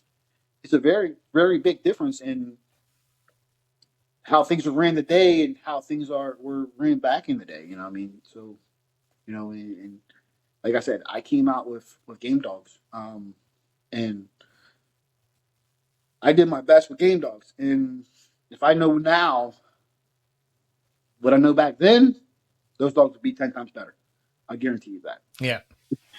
So, but yeah, I mean, other than And that, that, yeah, that's a nice thing with experience. You know what you did wrong, or at least had done better earlier almost. in the career. So yeah. I mean, like I said, when I when I started, my dog, the female that I had was so hot, it was ridiculous. She was hot at 3 months old. So she would literally, when I first started with her, she would literally pull halfway down the track. If a dog barked, she stopped, look for the dog. And then finally, once we got done training, she would finish the pull, wait till we, got away from the track to look for the dog. And that Yeah. took time. It took patience. Um, God knows that dog was so hot it was ridiculous. Um, but yeah, I mean, I couldn't take any dogs around her. You couldn't bring a dog. Let me rephrase that. If she didn't have a prong collar or a choker on, you could do that. She had her citizenship obedience classes. She had all that stuff, but she was just so hot. If you took that off and put her flat Yeah. collar on her, she was going to hit a dog. You know what I mean? And she didn't care if it was a big one, little one. Just didn't care, and that's where I had to get away from the game dog stuff. Um, at some point, like all my dogs downstairs can play together. You know, I Yeah. don't have an issue with any of those dogs downstairs. They're just running around playing together. I don't see you know any fights coming out. I just don't. I mean, No. there's what, one, two, three, four females, and then Flex. Um, I don't see any type of fighting coming out there. I mean, Woe's just as calm as can be. Will she run around with the pups? Yeah, I mean, and then Flex is just a big village idiot. He's just a fruit ball. I mean, he just doesn't care He'll let the dogs run. He'll let a 30-pound dog just run over top of him, bowl him over. I'm like, come Yeah. on, man. You should be bowling that dog over, not bowling you over. But I'm just grateful for what I have. I don't have any Yeah. fire downstairs, per se, as in dog aggression. I have no dog aggression whatsoever. Now, when it comes to track training stuff like track work, they give me 110% every time. But I don't have any fire down there. I mean, I'm grateful for it. I don't want it. You know what I mean? Yeah. And that's just another thing that I've been there. I've gone on that side. You know what I mean? I've had the hot dogs. Um, it's just wasn't worth it for me. It's more of a liability. No. Um, so with that being said, when you have a liability, I want assets, not liabilities. If you understand what I'm saying. Yeah. Like my dogs Yeah. downstairs right now are all assets. To me, to my program, to everything, they're all assets. Yeah. If it's not an asset, then we got to go back and look at like I said, look at reevaluate and go from there. But that's just Yeah. me, in my opinion. That's what I do. In order to Yeah. be in my program, I'm not breeding you unless you're a national champion. You have to win at least one national before I breed you. So Yeah. that's me. That's high standards. Very high. Like everybody tried to tell me that. I had one person tell me that I had too high of standards because of what. I'm like, well, if I don't keep those high standards, then I'm just going to be mediocre. You Yeah. know what I mean? I don't want to be mediocre. I want to be out here doing, the best that I can do and the best the dog can do, and make sure the dogs are giving me 110%. And I don't want to be mediocre. I've never been a mediocre person, Yeah. so I've always given 110%. And the dogs, give me everything they got. So once they give me everything they Yeah. got, I give them everything I got. Your hands are full, and wish both of us the best. Yeah. That's really nice. So, when it comes to this season, I presume that the nationals are the big goal for you. Which one have APA you Nationals. planned to attend? I plan on playing attending the APA Nationals. So APA Nationals is in Kentucky. Which we'll see what happens. Flex won last year. Took percentage in his division. Um, Yeah. Almost took most weight pulled. But I think my presser pup is probably going to take most weight pulled this year. He's almost 80 pounds, so he should be flex. He beats flex out in the field. I mean, so he should be flex on the track, but who knows? I mean, if I gotta do more track training with him. I know I haven't done enough. I've done some, but not enough. No. So if what I've found is dogs can do a whole lot of weight in the field, but if they can't transfer it over to the track, it means nothing. Um, that dog, my Pressa, at 9 months old, Flex can pull 130 pounds for 6 inches. He pulls 130 pounds for 440 yards. So he should be able to beat Flex on weight,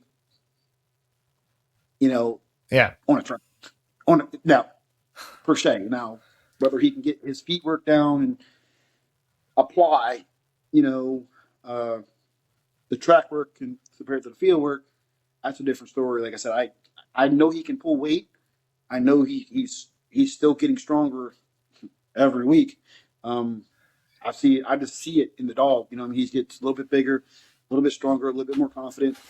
Um, Flex is he just gives me every time we go out. He just gives me everything he's got. Um, Yeah. whether or not he hooks, whether or not I do his nails right, if his nails aren't done correctly, he depends on his nails. So I got to do his nails Oh, correctly. yeah. I got to do all that stuff the way it's supposed to be done. And if I don't do that and don't give him an advantage, he's at a disadvantage, and it's pointless. You know what I mean? So I got to make sure I do all mine, cross my I's, dot my T's, make sure his cardio is right, make sure this is right, make sure everything is correct, and go from there. I tell people all the time, I'm like, well, I didn't have any nails. You know what I mean? I'm like, the dog didn't have any nails. And they're like, what are you talking about? No, nails don't mean anything. I was like, okay. So once after the show's over, he's like, oh, I kind of seen what you were talking about. I'm like, okay, thank you. Because the dog was slipping. The dog wasn't getting a hold, wasn't gripping anything.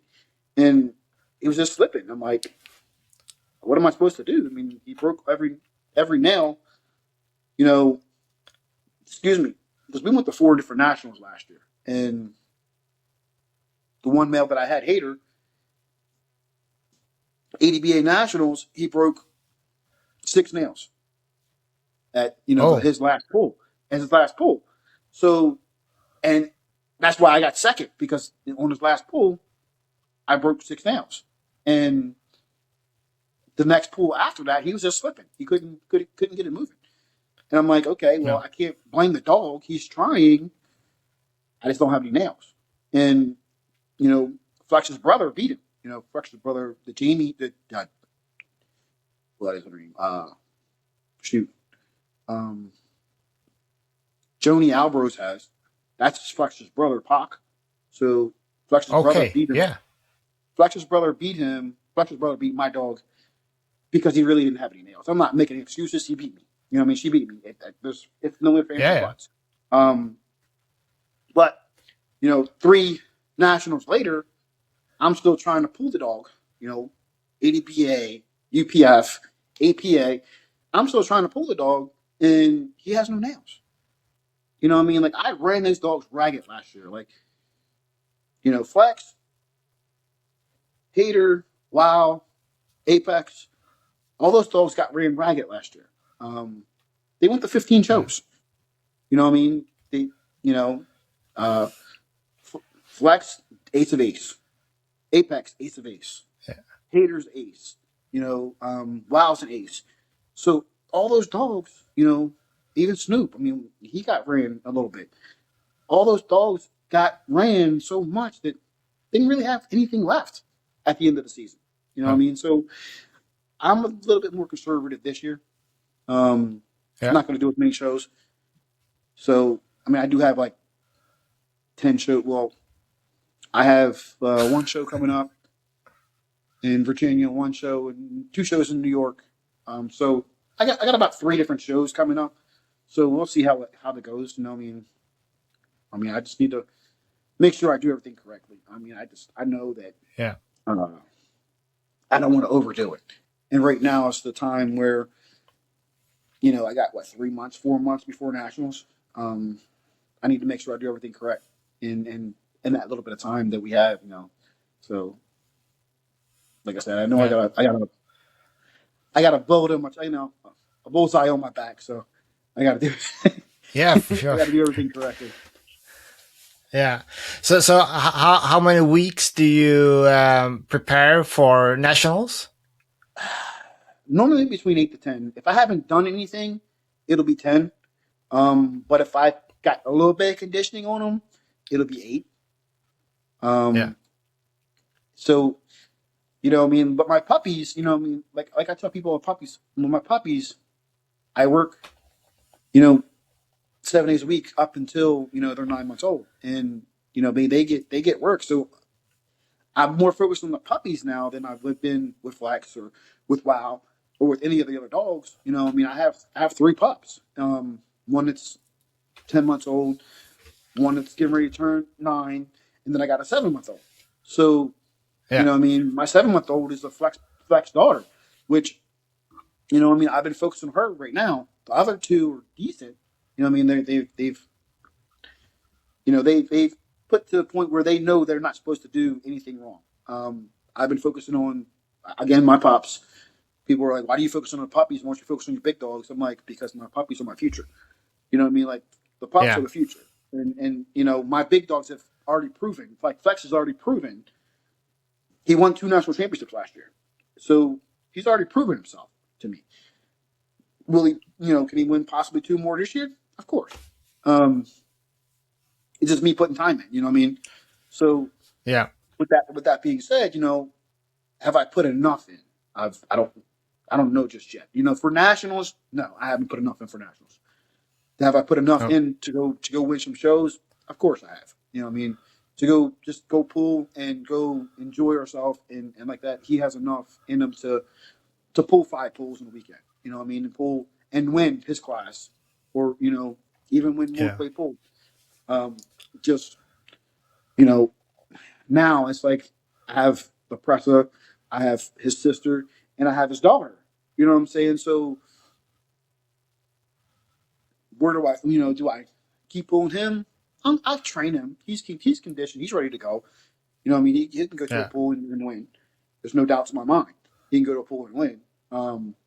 It's just I've been focusing on the puppies. Like when I went to Yeah. Bully Max, I was focusing on his sister, and Yeah. she came out and she gave me what almost a 40-second pull at 9 months old. Yeah. Well, I'm sorry, 36 weeks old. So she really wasn't even 9 weeks old. She was 36 weeks. So Yeah.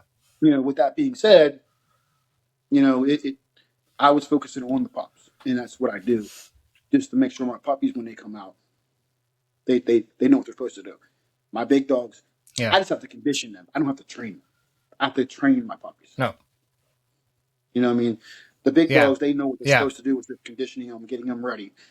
That's easy. You know what I mean? Easy part is conditioning them. The Yeah. hard part is to get them mentally ready. Like I said, as long as the mental's there, the body's going to come.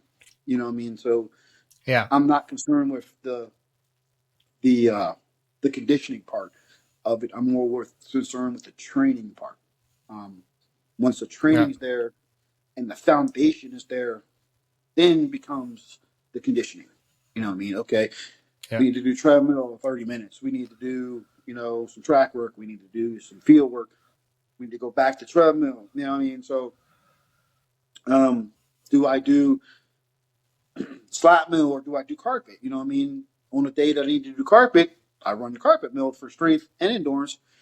For if I just want to do some endurance I just run them on slap mill for an hour or whatever it Yeah. is. You know what I mean? So it all depends on what I want out of the dog and to excuse me, get the best results at the end of the day for what I'm going for. You know what I mean? Like I tell people, if I'm going to go for Yeah. a weekend, like this weekend coming up, the 14th of August, it's 5 shows in one weekend. It's 2 on Friday, 2 on Saturday, 1 on Sunday.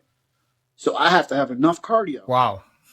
Right. So I have to have enough cardio to pull 2 times on Friday, 2 times on Saturday, and 1 time on Sunday. So I need to make sure, you know what I mean, that I either save the dog or handle the dog correctly, or may end up spinning them. You know what I mean? Who knows?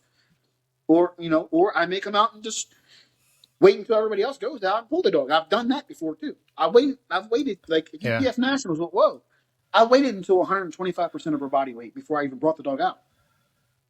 But she Yeah. also pulled in 15 seconds. So you know what I mean? Like Yeah.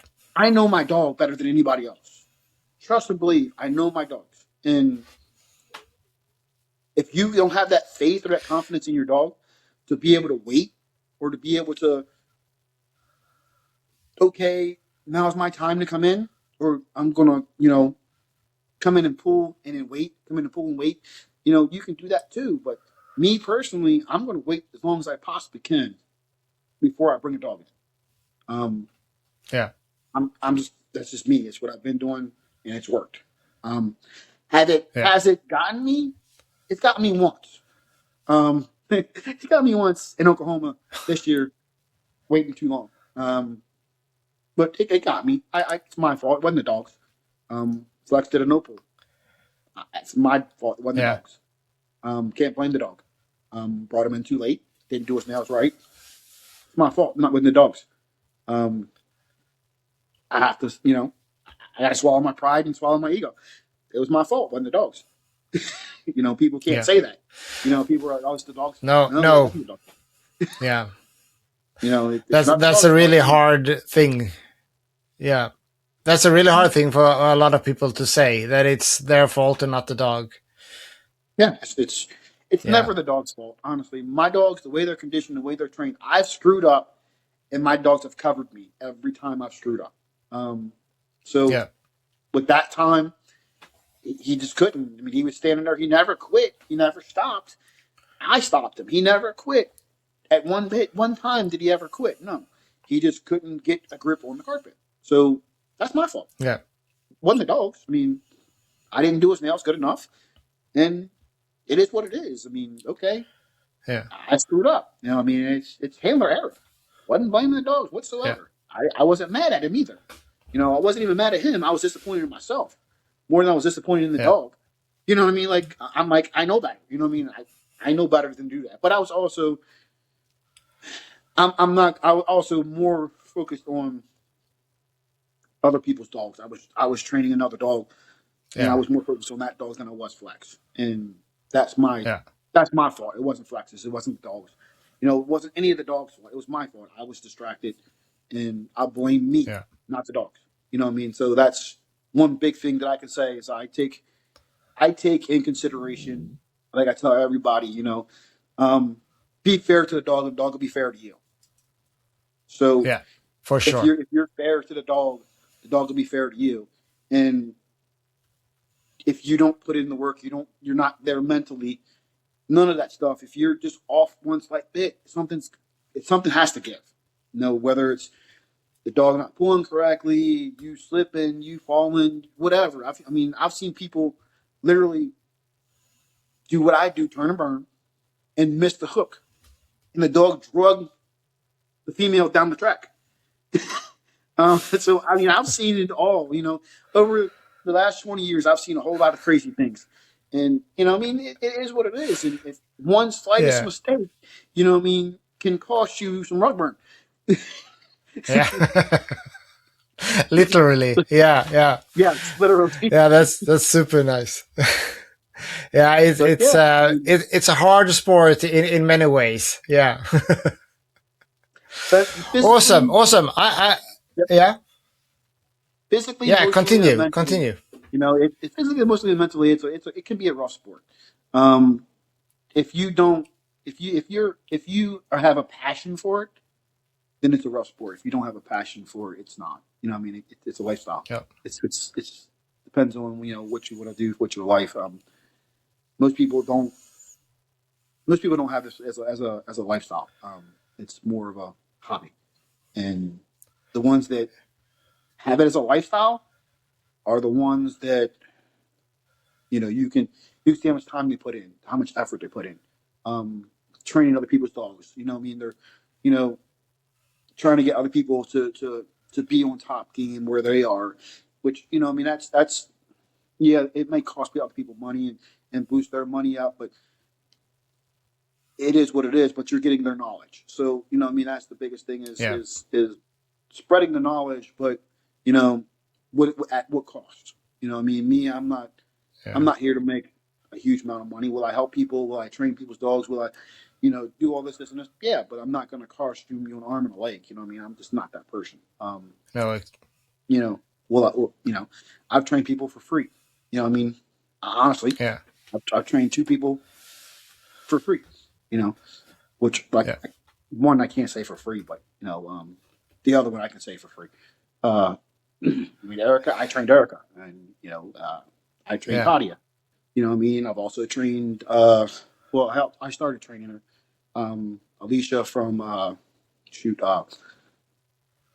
Toledo Presses. I started training her. Like she has one of my pups. I got my presser from her. So Yeah. I've trained multiple people. You know, so it is what it is. I mean, you know, I Yeah. I can't say nothing, but it is. It's been a good run. I mean, I can't Yeah. knock what's going on. I mean, the dog that I have, I, I just can't knock them. I mean, they give me No. everything they got every time we go out and have fun. I mean, that's the name of the game is we have fun. You know, Yeah. and it's the biggest thing is go out, have fun, enjoy what you're doing, and the dog will enjoy it, and the dog will give you effort. The dog will give you more. If you're Yeah. mopey, if you're mopey and gropey, the dog's not going to give you everything. I mean, it's just not. It just doesn't work that way. I mean, I No. like to go out, have fun. Um, I love pulling my little dog. I love pulling Flex's little sister. It's just Yeah. so much fun with her. I mean, she's just a fireball, and it's so much fun to pull the dog. Um, Yeah. she's just the sweetest pie, but You put her on the track, she just becomes a totally different animal. You know what I mean? She's run, jumps, carries on, but when she hits that track, she's a totally different animal. She takes all that aggression, all everything, and goes down the track with it. I mean, like she's 25 pounds, maybe a foot off the ground, and at 6 months old, she was jumping 4 feet in the air, grabbing a toy. Because I was trying to teach her tap dog and wall climb. She was jumping 4 feet, almost 5 feet in the air at 6 months old. So I have to put a lid on top of her kennel downstairs now because she tries to jump out of it. So that's my stupidity for trying to teach her how to wall climb. You know what I mean? So she's so intense. It's crazy. Like the dog is very very Yeah. intense, and I talked to Miss Nicole, and she's like, yeah, she's like her mother. I'm like, okay, well, because um, her mom is very intensive dog, so it is what it is. You know what I mean? And her mom, Yeah. you're gonna get that. You know what I mean? If mom and dad's intense, you should get at least 1, 2 puppies out of the litter to be that intense. But every litter is not going to give you every litter. Say if you have 10 dogs, you might get 2 that's any good. Um, Yeah. or the rest of them are going to be mediocre. The ones are going to be elite. You know what I mean? It just doesn't work that way where you have 10 dogs out of a litter and all of them be elite. I've never seen it happen. No. I mean, because that becomes a No, that handler. that seems, yeah. To get all the dogs to be elite, it seems like a utopia, but at least a couple of them will be Yeah. really good, typically, in my Mm-hmm. experience. Yeah. Yeah. Awesome, John. I think we are running to an end. It feels like we could talk for hours and hours, Yes, but sir. yeah, maybe we'll catch up another time as well. All right. Well, I sounds good. usually I'll go end. again. Yeah, they're nice, nice, nice. I typically ask the same question for especially the Americans, but for everybody, anyways. But is there anything you would like to say or pass on to, especially the European and the Nordic listeners, who are the majority Yep. of the listeners of this podcast? Be patient with the dogs. Be patient with yourself. Um, Learn the much as you can from from reputable people. Um, Yeah, just learn as much as you can. Soak it in. Be patient. Let the dogs grow up. Like I tell a lot of people all the time, you know, just wait till the dog grows up a little bit more. Stop being so fast. You can't be fast with these puppies. You know what I mean? You got to be nice, patient, slow. Let them grow up. And if you don't, you're gonna mess them up. You know what I mean? Just let them grow up. Let them be dogs. Let them be puppies. And just be patient. And that's really all I can say is patience is key when it comes to finishing a dog.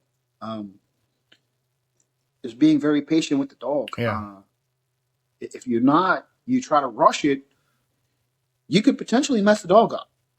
Not saying you're going to, but you could potentially do that. Um, with that being said, just I tell people all the time, just have patience. Let the dog yeah, develop. I'm right now at that point, like I got to catch myself with the presser. You know what I mean? Like he's gonna return 9 months old, and I'm like, I got to slow down because I'm pushing him to that point. I'm gonna push him where I don't want to push him at just yet. And I need to slow myself yeah, down and let them grow up. And I know that they mature a little bit slower than the pit bulls. So I got to control me, you know what I mean, and my ego and everything else. And I practice what I preach, you know what I mean? So I got to practice what I preach. yeah, And I have to be patient with the dog develop. And then we'll see where he goes. If I'm not, I already know where it's going to go. You know what I mean? It's going to be a spiral yeah, backwards. You know what I mean? That's what most of the time what it is if you're not patient and you keep pushing the dog, you get spiraled backwards. You're 3 steps forward, and you got to go home and retrain, and it doesn't make any sense to go home and retrain a dog. You know, what I mean, that to me it doesn't. Yeah. I don't like going home and retraining. I like going home and conditioning and going forward, not backwards. Yeah. Um, that's the biggest thing is you could potentially go backwards in the training in the well, really can't say backwards in the conditioning, but in the training part, you can go backwards. Um, the Yeah. conditioning part, that's just inevitable. You're going to condition it all.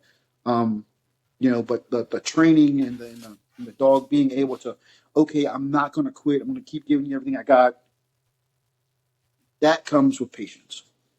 This Yeah. being patient with the dog. Don't take the dog too far too fast. Um, some people will, some people won't. Um, Majority of the females do not. You know what I mean? They go nice and slow with the dogs. Um, Majority of the men, they want to, see who has the, Yeah. it is what it is. I Yeah. mean, it is what exactly is what it is. Are any person better than the other? No. I don't see that. I mean, there's some traits that people have better than others. There's some things that people Yeah. do a little bit better than others, but no one's better than anybody. I'm no better than anybody else. I can do things better, and that's how I look at it. I'm not, Yeah. me personally, I don't feel as though I'm better than anybody. Um, can I do things better than other people? Yes. Can other people do things better than me? Yes. So be key and take key of everyone and just watch. I mean, I just look at everything that somebody else does and try to use it to my benefit. Um, Patience, observative, just make sure when you're doing this, what do you want? Like I tell people all the time, what do you want out of this dog? Do you just want a title or do you want a championship? Um, if you just want a title with dog, sure, be my guest. Go ahead and push it to the limit. You know what I mean? You can run up titles and get titles all day long just by getting points. Do you want a Yeah. national championship? You got to be patient. You know what I mean? You got to let the dog develop. You got to let, the muscles develop, the mind develop. You know, the respect between you two develop. Um, just all of that. You know what I mean? It plays a factor. The biggest factor to me, in my personal opinion, is the dog having confidence in you. If the dog doesn't Yeah. have confidence in you, you can condition the dog till you're blue in the face. That dog could be the best conditioned dog ever. But if it doesn't have confidence in you and no confidence in itself, it doesn't matter. It's going to be mediocre. So Yeah. that's what I can say is just have patience, be fair to the dog. Be fair to the dog. Dog be fair to you. Yeah, I think that's really, really good words to end the podcast for this time. And it's been a real pleasure talking or listening to you, John. Uh, and I wish you all the luck for the rest of the season. And I hope you get another national title this year. I hope so too. And I appreciate your kind words. And it means a lot. After putting in all the time that I have, and everything like that, it's and getting the consideration, the appreciation from you. It's a blessing to me. I'm grateful. I'm grateful that you took the time Yeah. to reach out to me, and we had this conversation, and to Yeah. have the podcast like we have. I appreciate you. Yeah, thank you. That's really nice words, and yeah, um, it's very it's very interesting and humbling for me to listen to a lot of you guys and with so much experience. My ego was big coming into starting this podcast, and well, I've gotten humbled a lot of times, and when I realize how much you guys actually know and how little I actually know, so yeah, it's a good way to learn to listen to all of you guys that's been doing this for so long and with such a good results also. So it's I hope a lot of people uh, take the time to listen and really understand what you actually are saying Yeah. I mean, in these almost 2 hours now. Yeah. yep. All righty. Well, you do your thing. I'm gonna go Awesome. get ready to work, dogs, and and that's what I do every night. Is Perfect. come home from work, take a nap, get up, go work my dogs, and come home and go to sleep. Yeah. Get ready for the next day. So I Awesome. appreciate your time, and we'll Thank you. we'll have another talk. Enjoy your night. Have a good one. Yeah. Bye. Have a good one. Great. Bye. If you enjoy what we are doing here on the podcast and want to help keep it going, there's a few simple ways you can support us. First of all, make sure you follow the channel wherever you watch or listen. On YouTube, subscribe and turn on notifications. And on Spotify, follow the podcast so you never miss an upcoming episode. It helps more than you think because it allows more people to discover the show and helps the podcast to continue to grow. If you would like to take your support one step further, you can also become a supporter through Patreon. By doing so, you help fund the podcast development, future projects, and all the work that happens behind the scenes. Every contribution, big or small, truly makes a difference. Running a podcast is about more than recording conversation. It involves planning, research, editing, technical work, and a significant amount of time. With your support, we can continue creating content that engages, inspires, and shines a light on the sport and the people around it. So if you appreciate the podcast and want to be a part of the journey ahead, follow, share, and support us on Patreon. Thank you for listening, watching, and being a part of building this together with us.